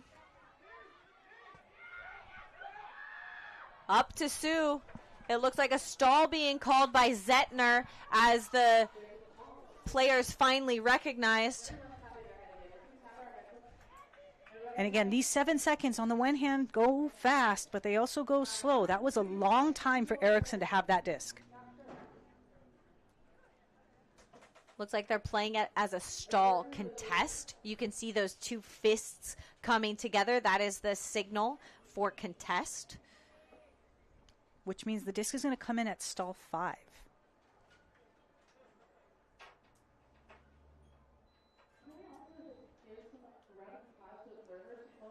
And you can see the head observer, Josie Ma, coming over, signaling with the 5. That's the indication of how many seconds are on the stall. That means Erickson must get rid of the disc in 2 seconds once the disc is coming in off of the pre-check. And you can see the observer on the left side of your screen indicating the pre-check. Again, when the hand comes down, the thrower can throw the disc. Kawhi faking out Ishii. Upfield to Cushy.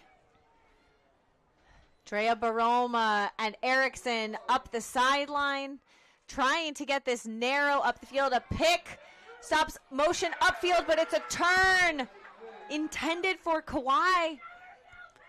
An opportunity now for San Diego to extend the lead in this game. Avery Jones with the tight mark from Baroma. Helton now on the far side has 2 players cutting deep. Stambaugh now under. No one in the reset space elects to go deep, and it's a punt fielded by Sue, who goes the other direction, intended for Baroma, but Helton makes sure she can't make a play there. What incredible closing speed there by Helton. Dre Baroma had the lane, and Helton just came from behind and not only closed the gap, took a lead. Yeah, and safely stopped that. Jones with the disc again, another break opportunity for San Diego.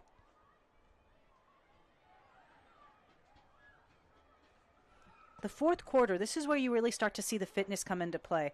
This is where it's much harder to try and get open on the early stall counts, where you're going to see throws coming in at later stall counts as well. Another punt, maybe trying to get it to Helton. Seattle, Cushy, putting it for Erickson, almost too high, but Jamie Erickson reels that one in. A little bit scary there for the Seattle side, but a hold for them downwind. It's what they call the dirty hold, the not consistent point, but gets the goal and gets the intention of how we started, which is their job to score this disc and get this lead down to 2. Now relying on your D-line to try and close this gap. But let's take a minute just to talk about Erickson at this point, who has been having a game, 3 goals, 1 assist so far.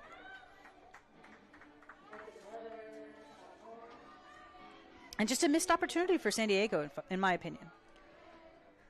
Well, we're seeing the flags on the far side really rippling. They were truly downwind, and now they're almost crosswind and fluttering much stronger than we saw in previous points. It's one of the things we'll see them have to adjust to as that pole was supposed to go out of bounds, but actually then just took an angle into the field, keeping the clock moving, but still largely trapping San Diego on that far side. Almost a 2-person mark with Decker forcing Walter out towards the backfield. Iwamoto now with the disc. Dug by Savinsky. Walter to Pajunas. Pajunas looking deep. Big fakes. Iwamoto and Walter giving and going up this near side. And what a nice switch of the field. This disc started on that far left side of the field and now on this close side. Ellis in the middle of the field. Pajunas to Alamelik.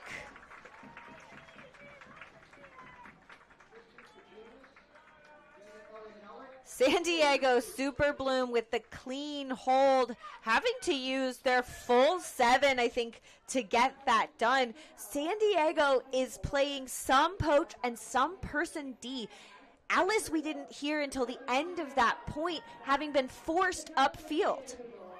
But really nice motion. Again, one of the things I wanted to highlight when we started this broadcast, the way that San Diego is able to play small to go big. And in that instance, they were very comfortable with staying small. They stayed small, they stay small, and then they find the end zone. And if you're, again, looking at this clock, as this clock starts to tick down, that's the exact type of strategy you want to be playing if you're San Diego. Again, we talked about this at the top of the broadcast. They have been here now for the 4th time. They want back into this final.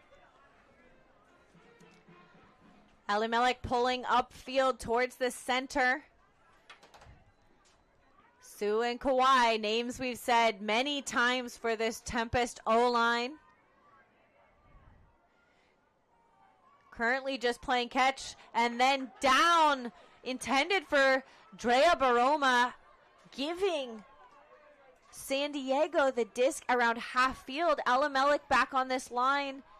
Nissen picking up. Tiana Abrams. Forcing a throw again. Trying to muscle that upfield. Big throw going the other direction. Too far for Cushy. I think Cheryl Sue is looking at that being like, did I throw it that far? That was a bomb of a throw. That was really well weighted. I think if Cushy had read it just a little bit better, that had been catchable.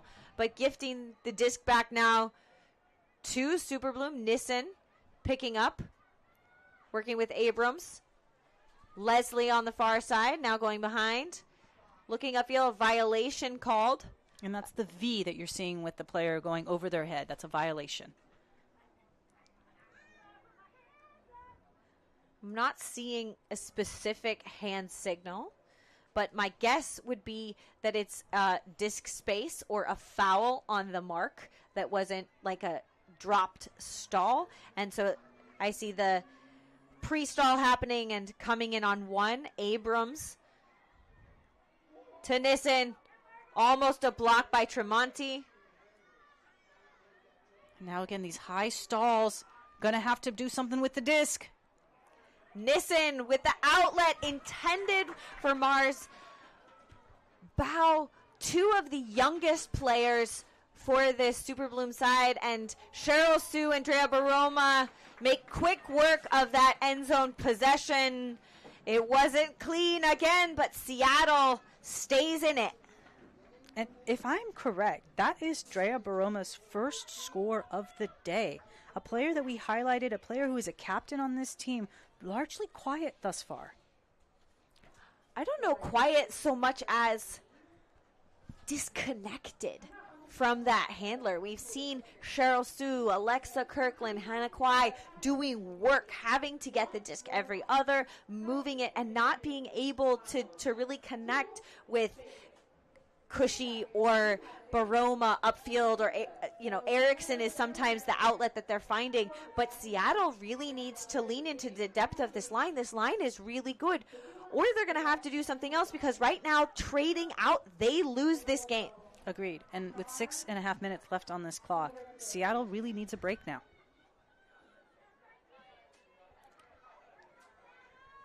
Jones and Ishii. Jones going through the middle. Stambaugh. Chung tried to pick Stambaugh's pocket there, but Has to go back.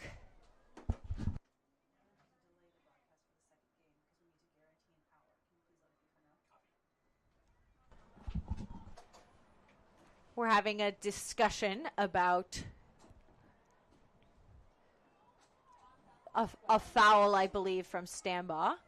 The defensive pressure that on the mark that Lauren Page has been able to put on in this zone is pretty immense, joined by Brogan Jones and Lonnie Nguyen. Up and over, Jones and Stambaugh playing in the middle of that cup. Halton. Avery Jones. And now it's a score. Stambaugh went upfield. Wait, Katie, wait.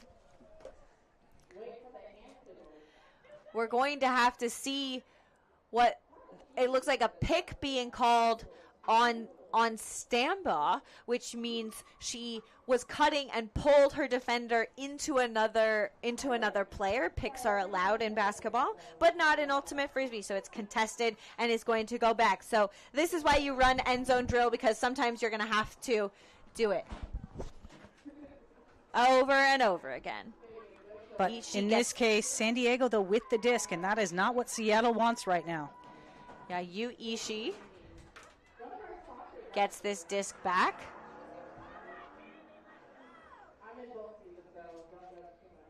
Five and a half minutes to play. San Diego trying to keep this lead by 3. Violation being called on the restart.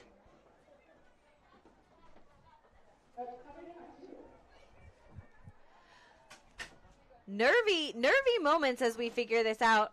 The pre-stall is, and Yu Ishii to Jones. Tori Gray, and it's upfield for Peta, and Gray and Peden connect again. It wasn't the first score, but that second one will count. And San Diego now firmly in control in this game, Katie. Now we're looking at the clock, 5:21 left. They are up by 3. That was the lead that they had coming into this quarter. They are maintaining that lead, which is exactly what you'd want in your game plan. You don't need to extend it. You just have to keep it. They have been successful so far in this fourth quarter. They have not given up a break opportunity this quarter. They've had break opportunities, but Seattle hasn't been able to get the San Diego O-line to cough it up and give them a chance to come back in this game. And they're running out of time to do so. That's correct, but San Diego has to be really pleased with their performance so far. Their use of the clock, their ability to be able to weather the storm, even when the disc gets turned. I had Manisha before, but now I can't hear her voice again. FYI.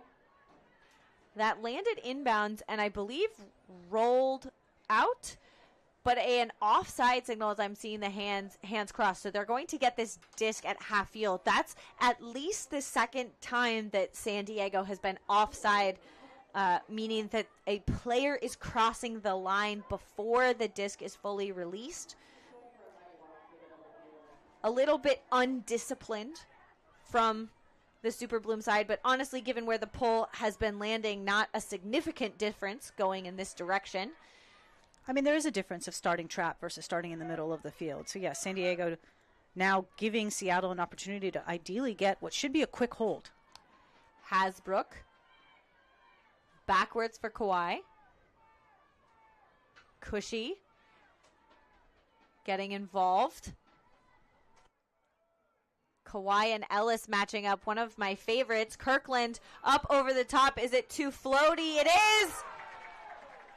A block by San Diego. Intended for Sue, but deed by Weaver. Oh, and a question of whether it came down. It looks like the observer is signaling down. Seattle now with the disc just outside the end zone. Sue picks up, gets it back from Erickson, moving horizontally across the field. Looking for that score. Kawhi reels it in. Ellis almost gets a fingertip on it, but it's through to Erickson. Another hold for Seattle. That is 4 goals for Erickson in this game, and Hannah Kawai's 3rd assist of the game.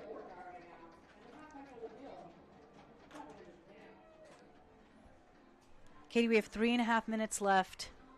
2-point game. It's possible. It's possible. If they can get the disc from San Diego. They haven't. The defensive pressure from Seattle hasn't actually been able to get the disc back. Or get the disc, not back, just get the disc from this downwind, possession-oriented line. But it's also, San Diego Superbloom has to hold their nerve. They've been up in games before and let teams come back, forcing them to overtime, forcing them into these moments. So I think it's actually a really big possessions for both teams as we come down to the wire in this semifinal. And I don't know if I'm disappointed to see Seattle come down in a bit of a... Oh, no, it is a person. I originally thought it was going to be a zone, but it is a person. Superbloom is in the side stack. And now trying to get into offensive flow as Nissen gets Helton upline. And Abrams, Almy gets a hand on it, a block, finally, for the Seattle side. And that was the difference of turning to person, right? We saw so much zone in that first half of this quarter. What a block from Almy. This is Linnea Sue with the disc. Jezierski going down and grabbing her leg. It's unclear whether Jezierski got stuck in the turf or got stepped on. And it's working. It looks like either way a timeout was called. And Jezierski is walking off, maybe looking frustrated. But no, that's their job. That is what the D-line's job is, to be able to get the turn and then put your O-line in and now get the score. Jezierski is a player that you really want to be able to play. I put my O-line in. I hear your point. I think that a dynamic player, yes, but what my thought is that right now you put your O-line in. You put in the players who understand possession, whose one role right now is to make this a 1-point game. And these players, these 7 that we are about to see in Seattle, are the best suited to do it. Are you surprised not to see Jezierski going onto this line? Yeah, no, I'm not. I think that is a smart call. If you are scoring now in the upwind, you have to start to think a point ahead, Katie, in my view. What I want to do is think about if Seattle is scoring. No, not if. I'm going to say I am believing Seattle is going to score. That means that we need to pull from Jezierski going downwind to try and generate the second score that'll tie this game. Well, we'll see if you're right. Slicing upfield. It was Sue to Hasbrook. Linnea Sue gets it. Kirkland, and it's a block by Yu Ishii, thrown slightly behind Kirkland. Jones picking up. And a turn the other way, but it looks like a foul being called by Caitlin Weaver on Nada Tremonti. In real time, I was a little thinking it was a drop, but it looks like it's a no contest. And again, what you're seeing is the observer put the hands out with their palms extended. That is in signaling no contest. Sandy, you go with the disc. Weaver resets to Jones. Upfield for Alamelek, turning the corner. She has Weaver going deep, elects not to put it. The offhand, backhand, all the way across the field now with Ishii. Weaver in the middle. And just no rush needed at this point. Intended for Ishii, but Pajunas with the reception. Play stops because of a pick in the middle of the field where you see all those players gather, but I think Pajunas is going to retain possession here. The block from Ishii there, giving them life and control of this game. Jones and Weaver keep working with it, and it is bookends for Yu Ishii. What a play. And what a timely score for San Diego. This is now a 3-point game with 1:27 on the clock. Seattle is going to have to play very quick ultimate, which means I'm going to right now predict to you, Katie, what we're going to see is a pull play. What we're going to see is an attempt to get a score within about 10 to 20 seconds. If you need to get back into the games quickly, you have to figure out a way to score fast. What a clutch block by Yu Ishii, really taking advantage of the slight behind throw in the Seattle reset space and then working through that flat mark to go the other direction. It was also a bad throw by Sue, and that's a little disappointing to see as someone who is bred for these moments to have that throw slightly behind. Yu Ishii was a player that coaches highlighted before the game coming out of the UC Santa Barbara Burning Skirts program, but really making strides. And she is a recording artist, a musician, so she may not be able to be playing if she's going on tour and doing some pretty exciting professional things. So we're very lucky to have her in the lead. She's really taking and making the most of every moment. Seattle, Tempest, Kawhi, and Sue Erickson, they're playing to try to get past these three defenders. Erickson aware upfield. This is taking too much time off the clock. You have to score. Sue finds Cushy in the middle, but not a lot of options upfield. She elects to go with a big blade, read by Erickson. Cushy doesn't waste any time, but only 51 seconds on the clock. I mean, why not? Let's give Jamie Erickson her 5th goal of this game. And it's just so difficult to read, especially with a player of Erickson's height. Helton's in that area, but again, the way that the wind sits, you just have to float it above and let Erickson use her height to be able to get the disc. Yeah, Erickson standing tall at 6 foot. So here's what I'm going to predict. Now I'm going to start making predictions for you, Katie. I think we're going to see a short pull going out of bounds. I think they're going to try and trap it, and I think they're going to try and generate a turn quickly.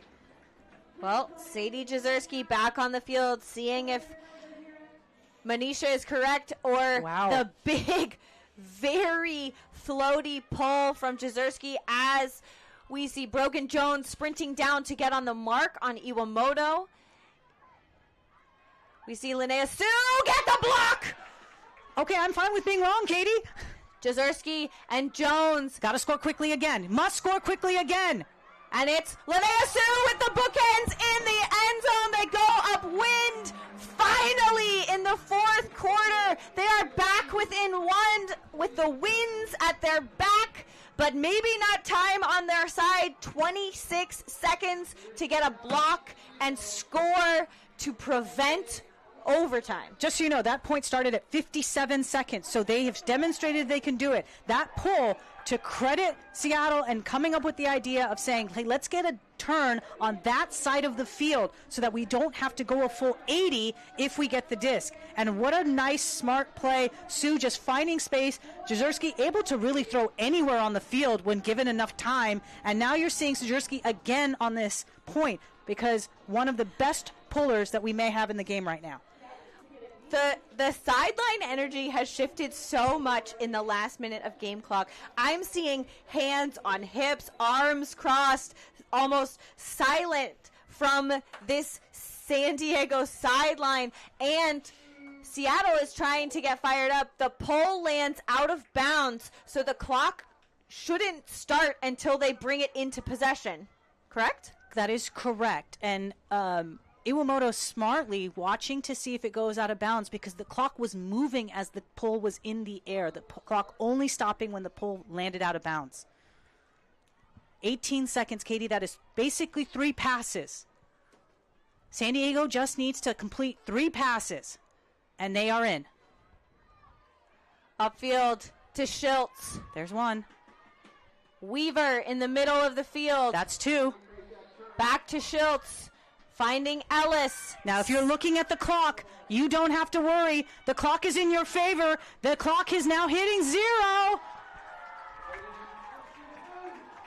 And Weaver doesn't try to throw it. They win. They have finally beaten Seattle Tempest in the postseason. And they are through to the finals tomorrow by 1 point. The clock decided that possession, but San Diego Super Bloom, what a game. And credit Seattle for never giving up in this game. Again, they came into this quarter down 3. They nearly gave themselves an opportunity to be able to at least tie the game. You can't ask more of any team in the fourth quarter. Find a way to grit back and get back into it. Give yourself a chance. And Seattle did, but credit Super Bloom for being able to keep their heads on their shoulders, understanding clock management in that last 18 critical seconds, and holding the disc for the win.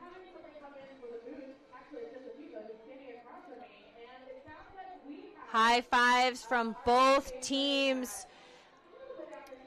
Seattle made a comeback down by 3 through most of the second half, closing the gap, but a little too late for this Tempest side. San Diego Super Bloom, who has let teams come back on them in this season, holds strong.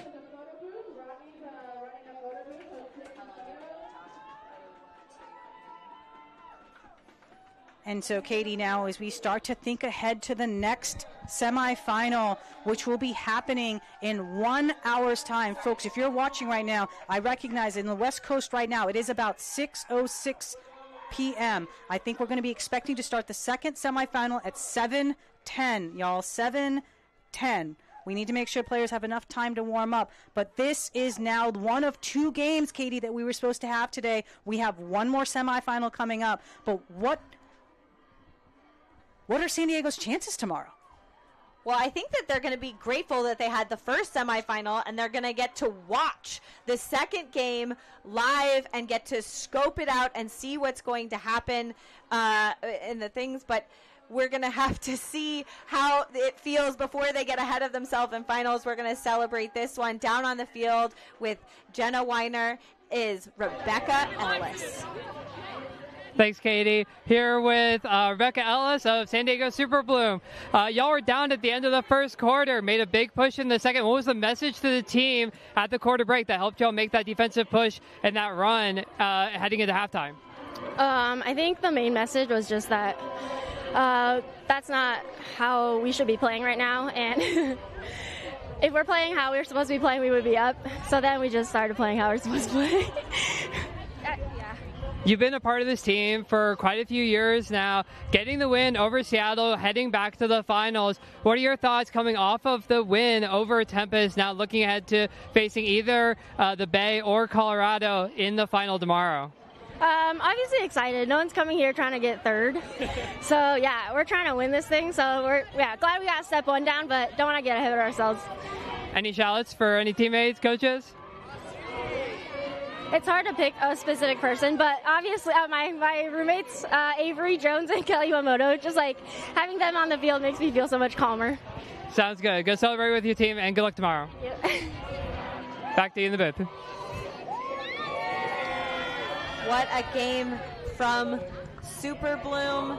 Rebecca Ellis shouting out her roommates and longtime college teammates as well. They won a national championship together, and maybe they're on their way to winning a WUL championship as well.